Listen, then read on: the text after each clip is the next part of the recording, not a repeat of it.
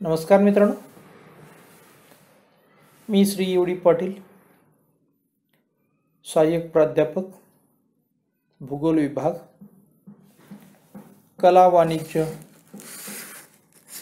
व विज्ञान महाविद्यालय पलूस आपले स्वागत करीत आहे। आपण BA भाग 3 मधील सेमिस्टर 5 मधील भूगोल विभागाचे विद्यार्थी भूगोल पेपर नंबर 9 चा आपण अभ्यास करीत आहोत। या पेपरचं नाव आहे लोकसंख्या भूगोल। मित्रांनो, या पेपरमध्ये आपण 4 टॉपिकचा अभ्यास करणार आहोत। Introduction of population geography, population growth and distribution, population dynamics and population composition. यामध्ये मित्रांनो, पॉप्युलेशन ग्रोथ अँड डिस्ट्रीब्यूशन म्हणजे लोकसंख्येची वाढ आणि वितरण या टॉपिकचा आपण अभ्यास पूर्ण केलेला आहे।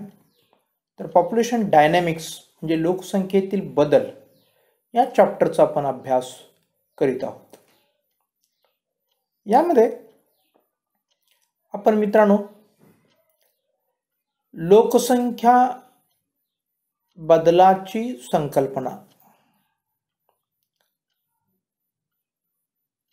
आपण पाहणार आहोत आणि जन्मदर व मृत्यूदर या संदर्भात त्याची कन्सेप्ट, त्याचे प्रकार, कारणे, परिणाम आणि मोजमाप कसं करायचं, जन्मदराचं, मृत्यूदराचं, या सर्व गोष्टींचा आपण अभ्यास करणार आहोत। यापैकी आपण लोकसंख्या बदलाची संकल्पना आपण अभ्यासली। मित्रांनो, ही संकल्पना जन्म, मृत्यू व स्थलांतर यावरती अवलंबून असते। प्रत्येक वेळेस या गोष्टी मी आपल्याला सांगत आहे, ही अत्यंत महत्त्वपूर्ण गोष्ट आहे, हे यावरून आपण लक्षात घेणं आवश्यक आहे। जनन किंवा म्हणजे जन्म या संदर्भातली असणारी व्याख्या आपण अभ्यासलेली आहे आणि त्यानंतर जनन मापनाचे किंवा जनन व्यक्त करण्याचे प्रकार आपण अभ्यासत आहोत। हे मापनाचे 4 प्रकार आहेत। त्याच्यामध्ये ढोबळ जन्मदर म्हणजे काय, त्याची व्याख्या आपण पाहिलेली आहे आणि हा ढोबळ जन्मदर कसा काढायचा हे आपण अभ्यासलं। सामान्य किंवा साधारण जन्मदर म्हणजे काय आणि तो कसा काढायचा याचाही आपण अभ्यास केलेला आहे। वय सापेक्ष जन्मदर म्हणजे काय व तो कसा काढायचा याचा अभ्यास आपण केला आणि सर्वात शेवटी आपण एकूण जन्मदर याची व्याख्या आपण अभ्यासली आणि तो कसा काढायचा हे आपण पाहिलेलं आहे। यानंतर जननावरती परिणाम करणारे म्हणजे जन्मदरावरती परिणाम करणारे जे काही घटक आहेत ते घटक आपण अभ्यासले।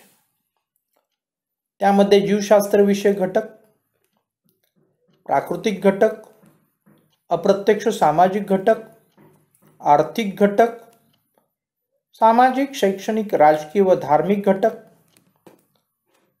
व काल आपण प्रत्यक्ष जननावरती परिणाम करणारे प्रत्यक्ष घटक आपण अभ्यासले। आणि मित्रांनो, आज आपल्याला या जनन प्रमाण कमी किंवा जास्त असण्याची कारणं आपल्याला अभ्यासायची आहेत। जगामध्ये साधारणपणे विकसित देशामध्ये जनन प्रमाण हे कमी असतं. आणि ते का कमी असतं याची कारण आपल्याला अभ्यासायची आहेत. म्हणून इथं आपण हा जो आजचा मुद्दा आहे, विकसित देशातील जनन प्रमाण कमी असण्याची कारणे, हा आपल्याला अभ्यासायचा आहे. विकसित देश म्हणजे काय हे अगोदर आपण पाहणं गरजेचं आहे. अर्थशास्त्राच्या दृष्टिकोनातून जगाची 3 गटामध्ये विभागणी केलेली आहे. त्यामध्ये गट आहे विकसित देश, विकसनशील देश व अविकसित देश असे गट पडतात. पैकी आपण या ठिकाणी लोकसंख्येचा अभ्यास करत असताना विकसित देशातील जनन प्रमाण कमी असण्याची कारण, तर विकसनशील देशातील जनन प्रमाण जास्त असण्याची कारण आपण अभ्यासणार आहोत. तर विकसित आणि विकसनशील अशा देशातील जनन प्रमाण जास्त व कमी असण्याची कारण आपण अभ्यासण्यापूर्वी विकसित देश म्हणजे प्रगत देश हे आपण लक्षात घेतलं पाहिजे.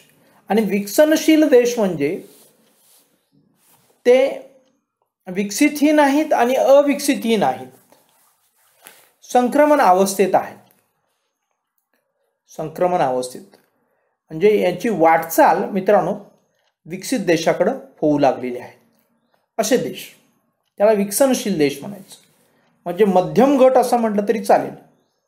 विकसित देशाला उच्च वर्गीय देश किंवा उच्च आर्थिक गटातील देश, विकसनशीलला मध्यम आर्थिक गटातील देश, आणि अविकसितला आपण आर्थिकदृष्ट्या मागासलेले देश असंही समजण्यासाठी आपण म्हणू शकतो. पैकी विकसित देशातील जनन प्रमाण कमी असण्याची कारणं आपल्याला अभ्यासायची आहेत. यामध्ये पहिलं कारण आहे ते मित्रांनो कुटुंबाचा आकार लहान ठेवण्याकडे कल. साधारणपणे विकसित देशामध्ये आपल्याला राहणीमानाचा दर्जा, आपण पुढं तोही मुद्दा येणार आहे, हे सर्व मुद्दे आपल्याला स्क्रीनवरती वेगळे वेगळे जरी दिसत असले तरी हे एकमेकांशी संबंधित आहेत मित्रांनो. म्हणून आपण फारसं याच्यामध्ये वेगळीकरण किंवा विभागणी, तंतोतंत विभागणी करता येईल किंवा तंतोतंत माहितीची विभागणी होईल अशा अपेक्षा आपण करू नये. परंतु आपण या सर्वांचा अभ्यास सखोलपणे आपण करणार आहोत एवढं निश्चित. या विकसित देशातून आपण बघतो की राहणीमानाचा दर्जा उच्च असतो. या ठिकाणी अनेक सोयी सुविधा असतात. या ठिकाणी मित्रांनो शिक्षणाचा दर्जा उच्च असतो, आरोग्याचा दर्जा उच्च असतो. या सर्व गोष्टी आपण जेव्हा विचारात घेतो तेव्हा या सर्व गरजा पूर्ण करताना जरी तेथील देश प्रगतशील असले तरी सुद्धा आपल्या गरजा पूर्ण करताना त्यांना नाकेनऊ येतं. कारण कोणतीही गोष्ट स्वस्त असत नाही आणि मुफ्त असत नाही, म्हणजे फुकट असत नाही. आणि म्हणून मित्रांनो त्या ठिकाणच्या लोकांना प्रत्येक गोष्टीसाठी पैसे मोजावे लागतात आणि ते खूप मोजावे लागतात. म्हणजे तुमच्या भाषेमध्ये महागाई खूप असते आणि त्यामुळं त्यांचा साधारणपणे जो आपलं कुटुंब आहे हे कुटुंब सीमित ठेवण्याकडं अधिक कल असतो. असं चित्र आपल्याला पाहायला मिळतं. आपण बघतो की संयुक्त संस्थाने, फ्रान्स इत्यादी देशातील पाहणीवरून आपल्याला कुटुंबाचा आकार लहान ठेवण्याकडे त्यांचा कल आहे हे आपल्याला आढळून आलेलं आहे. आणि याचा परिणाम मित्रांनो जननावरती झालेला आहे किंवा जन्म प्रमाणावरती झालेला आहे. जन्म प्रमाण त्या ठिकाणी मग कमी आढळतं. अशा प्रकारे कुटुंबाचा आकार लहान ठेवण्याकडे जो कल आहे त्यामुळं जन्म प्रमाण त्या ठिकाणी कमी असलेलं आपल्याला पाहायला मिळतं. मित्रांनो, दुसरा जो मुद्दा आहे त्याचं नाव आहे उच्च राहणीमान. आता यामध्ये आपण जी काही चर्चा केली त्या सर्व गोष्टींचा पुन्हा एकदा उहापोह या ठिकाणी होऊ शकतो. या विकसित देशातील लोकांचे राहणीमान उच्च दर्जाचे असते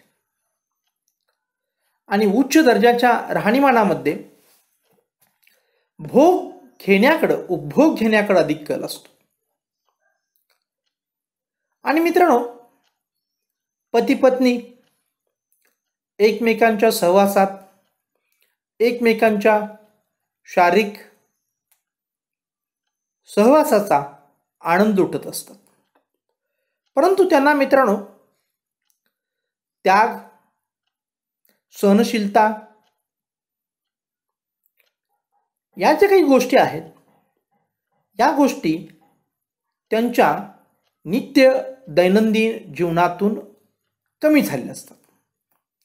किंवा समाजाचं देणं लागतो, किंवा आपल्याला कोणीतरी जन्म घातला होता, आपणही कुणाला तरी जन्म घालणे आपलं कर्तव्य आहे, अशा प्रकारचे विचार या उच्च राहणीमानाच्या जीवनामध्ये मित्रांनो कमी झालेले, मागे पडलेले पाहायला मिळतात. आणि यामधून आपल्याला एक चित्र दिसतं, ते असं चित्र दिसतं की उपभोग करायचा, उपभोग घ्यायचा, मग एकमेकांचा असू दे किंवा विविध वस्तूंचा असू दे, आणि मग यातून अपत्याला जन्म घालायचा म्हटलं की अनेक गोष्टी येतात. पैसा शेअर करावा लागतो, घर शेअर करावा लागतो, भविष्यकाळ शेअर करावा लागतो, किंबहुना त्याला वाढवताना अनेक जबाबदारी घ्यावे लागतात. लहान मुलांना लहानाचं मोठं करणं हे तितकं सोपं नसतं मित्रांनो. त्याच्यासाठी खूप कष्ट घ्यावे लागतात. ही कष्ट घेण्याची मानसिकता त्यांच्यामध्ये नसते, याचा अभाव त्यांच्यामध्ये असतो. आणि या सर्व गोष्टींच्यामुळं आपल्याला त्या ठिकाणी जननाचं प्रमाण जे आहे हे जन्माचं प्रमाण किंवा जन्म घालण्याचं प्रमाण कमी असलेलं विकसित देशामध्ये आपल्याला पाहायला मिळतं. कारण त्यांना उच्च असणारं राहणीमान मेंटेन करायचं आहे आणि याशिवाय त्यांना अधिक उपभोग स्वतःलाच घ्यायचा आहे. दुसऱ्याचा विचार करण्याची मानसिकता त्यांच्यामध्ये राहत नाही. त्याच्यानंतरचा जो मुद्दा आहे तो नागरीकरण. मित्रांनो, विकसित देशामध्ये नागरीकरण जे आहे हे कमालीचं आहे. आपल्याकडे जर बघितलं आपण तर आपल्या देशामध्ये आपण बघतो की ग्रामीण भाग जो आहे तो ग्रामीण भाग खूप आहे आणि शहरी भाग कमी आहे. मात्र विकसित देशामध्ये शहरी भाग खूप मोठा आहे, त्यालाच नागरीकरण असं म्हणतात, आणि ग्रामीण भाग अत्यंत कमी आहे, किंबहुना नाही असं म्हटलं तरी चालेल. इतकं कमालीचं नागरीकरण या विकसित देशामध्ये विकसित झालेलं आहे. आणि म्हणून अशा विकसित देशात जनन प्रमाण कमी असण्याचं नागरीकरण हे कारण आहे असं आपल्याला म्हणता येईल. कारण शहरात राहणाऱ्या लोकांना आपलं कुटुंब छोटं असावं असं वाटत राहतं. कारण शहरामध्ये अनेक प्रश्न असतात मित्रांनो. जागेचा अभाव असतो, किंवा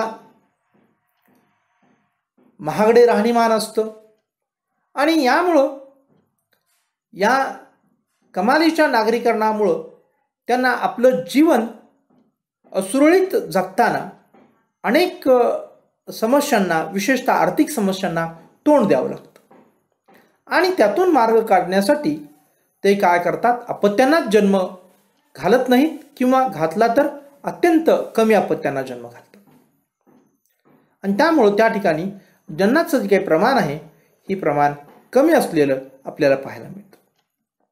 हे एक कारण आपण इथं, नागरीकरण एक कारण इथं सांगता येतं. यानंतरचा जो मुद्दा आहे तो अत्यंत महत्त्वपूर्ण आहे, स्त्रियांमधील शिक्षणाचा प्रसार. आपण जन्मावरती परिणाम करणारे घटक अभ्यासत असताना यावरती आपण चर्चा केलेली आहे मित्रांनो. तरी सुद्धा पुन्हा हा मुद्दा आलेला आहे म्हणून आताही आपण यावरती चर्चा करूया. विकसित देशातील स्त्रिया पुरुषावरती अवलंबून नसतात. याचं कारण मित्रांनो की त्या सुशिक्षित असतात. आपल्यासारख्या अशिक्षित स्त्रिया तिथं आपल्याला पाहायला मिळत नाही. असा अनुमान काढण्यात आले आहे की सुशिक्षित स्त्रियांमध्ये अपत्यांना जन्म घालण्याचं प्रमाण हे कमी असतं आणि अशिक्षित किंवा निरक्षर, कमी शिकलेल्या स्त्रियांच्या मध्ये आपल्याला असा कल आढळून येतो की ते अधिक अपत्यांना जन्म घालतात. आणि सामान्यपणे विकसित देशामध्ये आपल्याला स्त्रिया ह्या अधिक शिकलेल्या पाहायला मिळतात आणि म्हणून तिथं जन्म प्रमाण हे कमी असलेलं आपल्याला पाहायला मिळतं. या शिक्षणामुळं शिक्षण घेण्याचा जो काही कालावधी आहे तो खूप मोठा असतो. त्यानंतर त्यांना स्वतःच्या पायावरती उभं राहायचं असतं आणि त्यानंतर ते विवाहाचा विचार करतात आणि नंतर मग विवाहानंतर सुद्धा लगेचच अपत्य ना जन्म घालण्याचा त्यांचा विचार नसतो. या सर्व गोष्टीमध्ये त्यांना त्या विशेषतः त्या स्त्रियांचा या शिक्षणामुळं या स्त्रियांचा जो काही जननाचा जो काही काळ आहे, सुयोग्य काळ, आपण पाहिलं की 20 ते 25 वर्ष वयोगटामधील स्त्रियांच्या मध्ये जनन प्रमाण हे चांगलं असतं. तर हे चांगलं असणारं जे काही जनन प्रमाणात चांगला असणारा जो काही वयोगट आहे 20 ते 25, हा या शिक्षणामध्ये किंवा स्वावलंबन बनण्यामध्ये किंवा उशिरा विवाह केल्यामुळं आणि विवाहामध्ये सुद्धा काही काळ जाऊ दिल्यामुळं हा 20 ते 25 वयोगटातील सहज अपत्य प्राप्त होणारा हा जो काही वयोगट आहे हा मागं पडतो मित्रांनो. आणि त्यामुळं या सर्व कारणांच्यामुळं स्त्रियांच्या मधील आपल्याला जे काही जनन प्रमाण आहे हे कमी पाहायला मिळतं विकसित देशामध्ये. आणि त्यानंतरचा जो मुद्दा आहे स्त्रियांमधील स्वावलंबन व जागृती, हा जो मुद्दा आहे मित्रांनो हा पहिल्याशी संबंधितच आहे.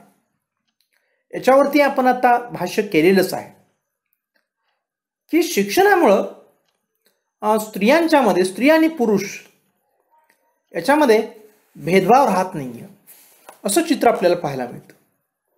विकसित देशातील स्त्रिया पुरुषावरती विशेष अवलंबून नसतात. सामाजिक व राजकीय दृष्ट्या स्त्रियांना त्यांचे अधिकार प्राप्त झालेले आहेत. आर्थिकदृष्ट्या तेथील स्त्रिया स्वावलंबी असतात आणि त्यामुळे मित्रांनो आपल्याला असं चित्र पाहायला मिळतं की त्या स्त्रियांच्यावरती आपण कोणत्याही प्रकारचं बर्डन किंवा जबरदस्ती करू शकत नाही की आपण अपत्यांना जन्म घातला पाहिजे. किंबहुना त्यांच्या पतीसुद्धा त्यांना अशा प्रकारची जोर जबरदस्ती करू शकत नाही. कारण एकतर त्या शिकलेल्या आहेत, एकतर त्या स्वावलंबी आहेत, एकतर त्यांच्याकडं विचार करण्याची क्षमता त्यांच्यामध्ये विकसित झालेली आहे, थोडक्यात जागृती निर्माण झालेली आहे. या सगळ्या गोष्टी त्यांच्यामध्ये असल्यामुळं निर्णय प्रक्रियेमध्ये त्या पुरुषांच्या बरोबरीनं त्यांना स्थान आहे. आणि त्या कुठेही पाठीमागे पडत नसल्यामुळं त्या स्वतःहून ठरवतात की आम्ही अपत्यांना जन्म द्यायचा किंवा द्यायचं नाही. आणि यामध्ये साधारणपणे बऱ्याच स्त्रिया अधिक अपत्यांना जन्म देण्याच्या भानगडीत पडत नाहीत. किंबहुना काही स्त्रिया तर नो किड्स अग्रीमेंट विवाहाच्या वेळीच करतात. हे नो किड्स अग्रीमेंट म्हणजे काय की आम्ही अपत्यांना जन्म घालणार नाही अशा प्रकारचं एक ठराव किंवा अशा प्रकारचं एक लिखित ॲग्रीमेंट म्हणूया आपण, इंग्लिशमध्ये तुम्हाला चांगलं कळतं, किंवा वचननामा म्हणूया. अशा प्रकारचे एक लिखित गोष्ट त्या करून घेतात, ॲग्रीमेंट करून घेतात आणि मगच ते वैवाहिक जीवनामध्ये उतरतात. असं चित्र ही काही स्त्रियांच्या पुरुषांच्या बाबतीमध्ये आपल्याला पाहायला मिळतं. आणि याचा परिणाम असा होतो मित्रांनो की या ठिकाणी जन्माचं प्रमाण खूप कमी असलेलं पाहायला मिळतं.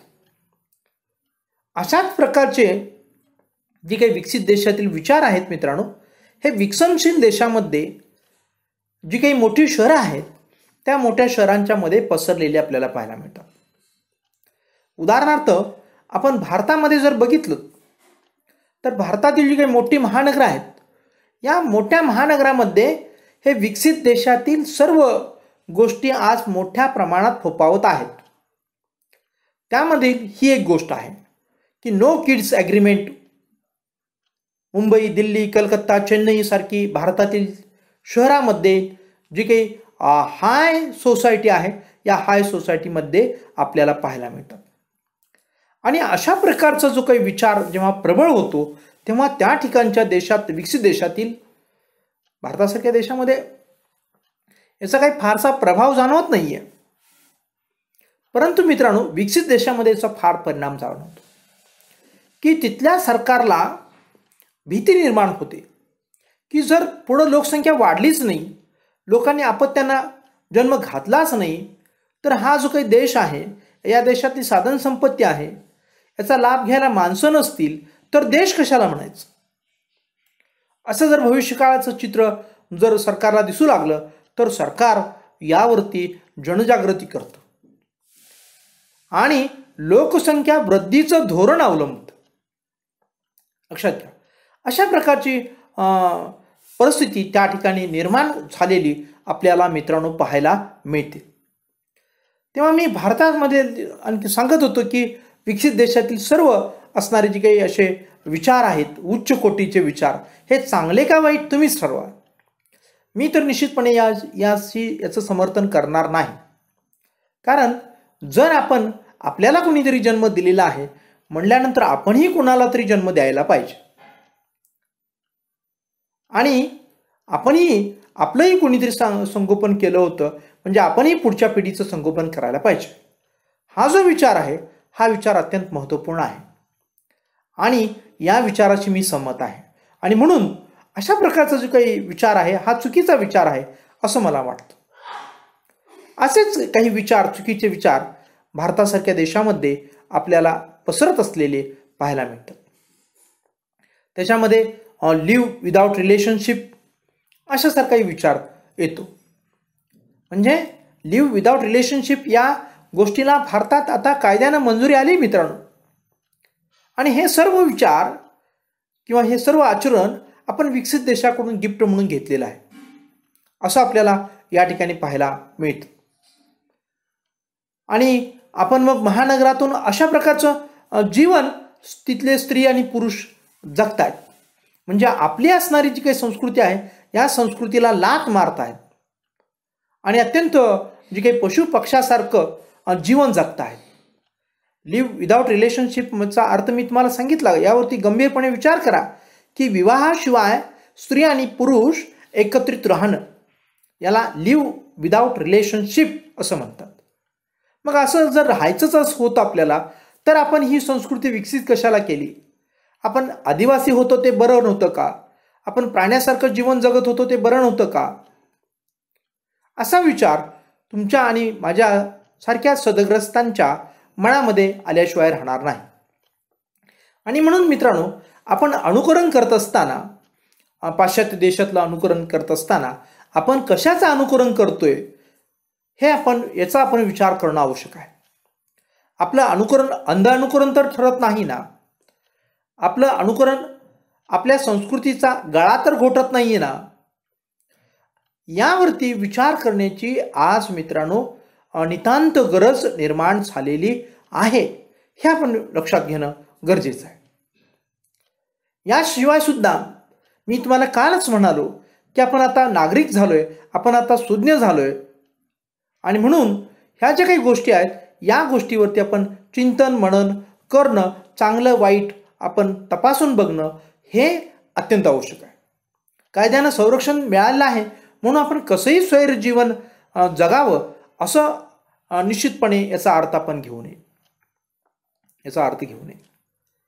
तेव्हा आपण आपल्या चांगले जे काही विचार आहेत, आचार आहेत, आपली संस्कृती आहे, आपली जी काही परंपरा आहे, या परंपरेला धरूनच आपण आपल्या जीवनाची वाटचाल केली पाहिजे असं माझं स्पष्ट मत आहे. आणि अशाच विचाराचे तुम्हीही आहात असं मला वाटतं, कारण तुम्ही सुद्धा ग्रामीण भागातील आहात आणि तुम्हाला सुद्धा आपल्या संस्कृतीचा अभिमान आहे हे मी अनेक वेळा पाहिलेलं आहे.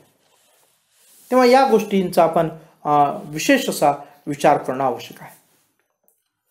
याच्यानंतरचा जो मुद्दा आहे, कारण आहे की विकसित देशात जनन प्रमाण कमी असण्याचं कारण ते म्हणजे मित्रांनो धर्माचा कमी होत असलेला प्रभाव. आता हे जे काही स्वैर जीवन आहे, या स्वैर जीवनामध्ये जेव्हा आपण उपभोग घेण्याची आपल्यामध्ये इच्छा निर्माण होते किंवा आपल्याला सवय लागते, तेव्हा अशा प्रकारची इच्छा किंवा अशा प्रकारची सवय धर्माचं आचरण किंवा धर्मामध्ये नसते. आणि म्हणून धर्माचा पगडा जो आहे हा पगडा पाठीमागं पडत चाललेला पाहायला मिळतो. कारण धर्मामुळे आपल्यावरती काय येतात? बंधनं येतात. उदाहरणार्थ नेहमी खरे बोलावे, मग खोटं बोलायचं बंधन येतं. आपलं जीवन खोटारडेपणानं भरलेलं आहे, भ्रष्टाचारानं बरबटलेलं आहे, आणि या भ्रष्टाचारामुळं, या खोटारडेपणामुळं, या जुगारी जीवनामुळं आपल्याला सहज अर्थार्जनाची सवय किंवा फुकटी सवय लागलेली असते. सहज पैसा मिळेल याची सवय लागलेली असते. आणि म्हणून सत्याचा आधार आपल्याला घ्यायला आवडत नाही. मग असत्याकडे जायचं म्हणजे धर्माकडे पाठ फिरवायची. म्हणजे धर्माचा प्रभाव या विकसित देशामध्ये आपल्याला कमी झालेला पाहायला मिळतो. त्याचबरोबर पहा, इतरही गोष्टी आहेत. फक्त सत्य आणि असत्यच या गोष्टी आहेत असं नाही आहे. की दयाभाव, उदाहरणार्थ धर्माचं आचरण करायचं म्हटलं की दयाभाव दाखवला पाहिजे. परंतु अपार्टमेंट संस्कृती ही पाश्चात्य देशातून आली. अपार्टमेंटचा अर्थ आहे एकापासून वेगळं असं जीवन जगायचं, स्वतंत्र असं जीवन जगायचं. आपल्याला आपल्या शेजारी राहत असलेल्या घरामध्ये काय चाललेलं आहे हे डोकावून पाहायचं नाही.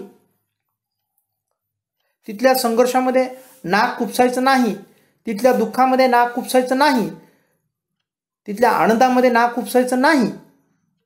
अशी काही संस्कृती ही जी आहे, ही संस्कृती आपण बघतो, याला अपार्टमेंट संस्कृती असं म्हणतो. पाश्चात्य देशात आपण पाहायला मिळते. ती आता भारतामध्ये आलेली आहे. मोठ्या शहरामधून छोट्या शहरामध्ये सुद्धा पोहोचलेली आहे मित्रांनो. यामध्ये मग दयाभावचा प्रश्नच येत नाही. शेजारी जेवला काय, राहिला काय, त्याची आर्थिक परिस्थिती दुःखाची असली काय, सुखाची असली काय, या गोष्टीकडे आपण लक्ष देत नाही. म्हणजे धर्माच्या आचरणामध्ये आपण बघतो की अशा गोष्टीकडं पाठ फिरवून लोक चाललेले आहेत आणि हे विशेषतः विकसित देशामध्ये आपल्याला पाहायला मिळतं आणि त्यामुळे तिथं जन्म प्रमाण कमी झालेलं आपल्याला पाहायला मिळतं. विकसित देशातील हा जो काही धर्माचा पगडा कमी होऊ लागलेला आहे, यामुळं मित्रांनो शहरावरील धर्माचा प्रभाव हा पूर्णपणे कमी झालेला आहे आणि यामुळं त्यांना आपली कर्तव्य, आपली ड्युटी याची जाणीव नाही असं चित्र आपल्याला पाहायला मिळतं. आणि या सर्वांमुळं आपल्याला जन्म प्रमाण जे आहे हे जन्म प्रमाण कमी झालेलं हे एक प्रभावी कारण आहे असंही आपल्याला पाहायला मिळतं. याशिवाय व्यसन, आपण धर्मामध्ये आपल्याला सांगितलंय की व्यसन नाही करायचं. मग व्यसन नाही करायचं नाही म्हणलं की मग कसला आला धर्म? व्यसनाशिवाय काय मजा नाही आहे असं आपल्याला वाटू लागतं आणि मग धर्माकडे आपण पाठ फिरवून जीवन जगायला लागतो. अशा प्रकारे किंवा भ्रष्टाचार करायचा नाही आहे किंवा व्यभिचार करायचा नाही आहे. तर या सगळ्या ज्या गोष्टी आहेत, या सगळ्या गोष्टी आपल्याला काय करतात की धर्माचं आचरण, ज्याला आपण म्हणतो की धर्माचे 4 स्तंभ असतात मित्रांनो. त्याच्यामध्ये एका 4 स्तंभामध्ये आपण 4 स्तंभांचा आधार असतो. तो काय आधार असतो की आपण ज्याला आपण जुगार करायचा नाही, नशापान करायचा नाही, व्यभिचार करायचा नाही, मांसाहार करायचा नाही, असे जे काही 4 स्तंभ असतात, आधार असतात धर्माचे. आणि याच्यावरती एक 4 स्तंभ विकसित झालेले असतात. आणि ते 4 स्तंभ कोणते असतात? त्याच्यामध्ये एक सत्य असतं, एक दया असते, एक आपण सूची असते. तर हे काही जे काही स्तंभ आहेत यामध्ये आपण जर बघितलं, आणि तपस्या असते, 4था स्तंभ सांगायचा राहून गेला, तपस्या असते. म्हणजे सत्य एक स्तंभ असतो, दया एक स्तंभ असतो, तपस्या एक स्तंभ असतो आणि आपण पाहिलं की सूची किंवा शुद्धता, आचरण चांगलं, हा एक 4था स्तंभ असतो. या 4 स्तंभावरती धर्म